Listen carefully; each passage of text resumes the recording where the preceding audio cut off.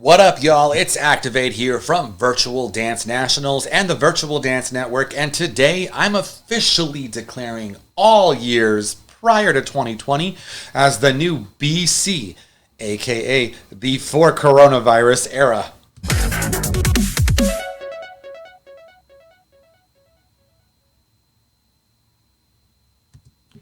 Hey again, everyone. As always, this episode is sponsored by my website, virtualdance.org. For all you newbies out there, I am a huge supporter and advocate of the dance industry, and especially all the high school dance programs and competitive dance studios across the USA and around the world. I've been teaching dance for 18 years, and before we get into things, today, I just want to quickly thank you all for stopping by and to remind you to give this video a thumbs up and hit subscribe and the bell notification buttons to help this channel reach everyone else on the internet who has a passion for the dance art form just like you and me. Now, 2020 has finally come to a close, thank God, and we've entered a new reality officially. For dancers around the world and fans of the dance art form, this entire pandemic and experience, get it? Has felt like an episode out of Black Mirror or The Twilight Zone. I really feel like they could do a Black Mirror episode from the perspective of a dancer. Honestly, think about it. Anyway, today we're talking about Dance Life BC or before coronavirus versus Dance Life in the COVID-19 era and post-coronavirus era. So many health protocols and daily life expectations have changed drastically, and the dance world has been forced to adapt in some pretty strange ways.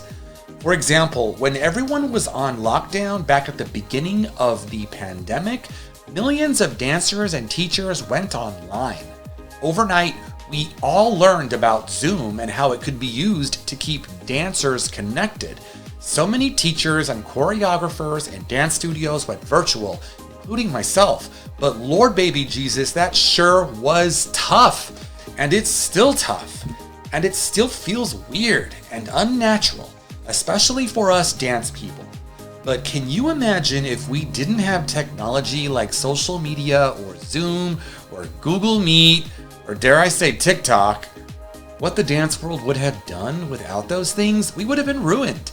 And sadly, let's not forget that so many dance-related businesses have shut their doors permanently. Studios have closed forever, dance apparel stores have closed, dance productions and concert performance seasons have been canceled or postponed indefinitely. Dance competitions have ceased operations or been forced to adapt to the current state of the pandemic on a whim and at the drop of a hat.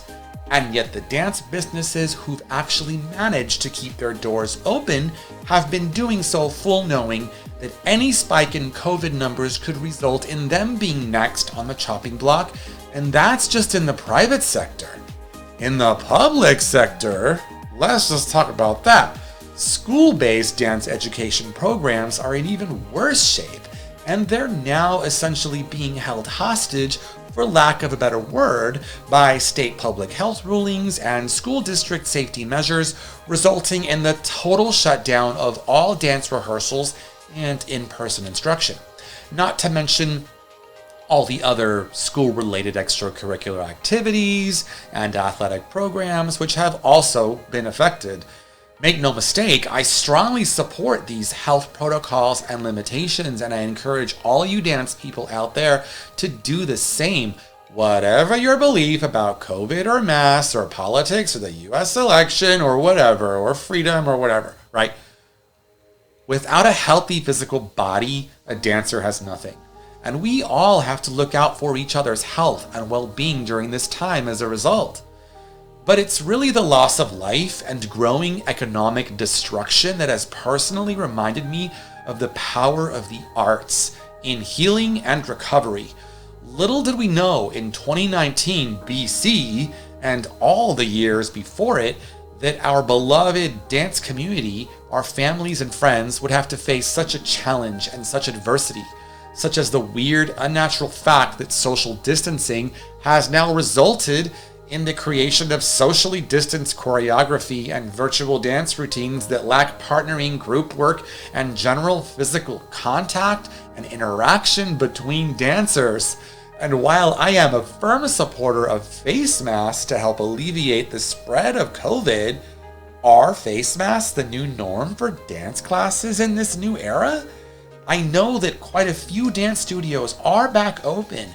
Even some high school dance programs are allowed to rehearse outdoors or in large indoor spaces, but the majority of school dance programs are still shut down. And if face masks are now going to be the new norm in dance instruction, is the minor physical discomfort of wearing a mask something all dancers are just going to have to get used to as the world opens back up and we get back to business as usual? How will the dance industry continue to adapt? What are our next steps? And even when the Pfizer and Moderna vaccines become available, hopefully soon, will things truly ever go back to the way they were? Or are those days behind us? It can't all be negative though, right? I mean, I personally still have faith that the dance community will figure out how to adapt. After all, the dance arts are generally the most underfunded art form of the 4 major art disciplines, and we've somehow managed to survive even that up until this point. That was a big obstacle for us in the past, so this should be a big piece of cake, right? You think? But what do you think about dance life BC versus now? I'm planning to use this vlog to help keep all fans of the dance world informed, while inviting every one of you out there to share your ideas and thoughts as well. So consider this my official invitation to you all to leave your own thoughts in the comments section below so I can address your concerns in future episodes. I'd love to hear how COVID has affected your experience in the dance world, whether you're a dancer, a dance mom, a dance dad, choreographer, teacher, competition owner, or other dance-related business, because these are the stories that will ultimately unite us as we figure out how to move forward. Well, dance people, that's all I have for you today. Remember, I started this channel to help bring the dance arts community together during COVID. And if you found this episode informative or of value, I'd really appreciate if you could just give me a thumbs up really quickly, hit the subscribe button and the bell button below to get future updates. And for more dance community resources, please visit my website, virtualdance.org, to check out our virtual dance class directory, where you can post your own Zoom class and search our network of other online dance classes that you can take from the world's most creative choreographers, master teachers, and upcoming artists. And to also get more information on our upcoming virtual dance nationals, as well as other major dance events that I fully support and endorse. Remember, we are all in this together. Please mask up. I'll see y'all next time.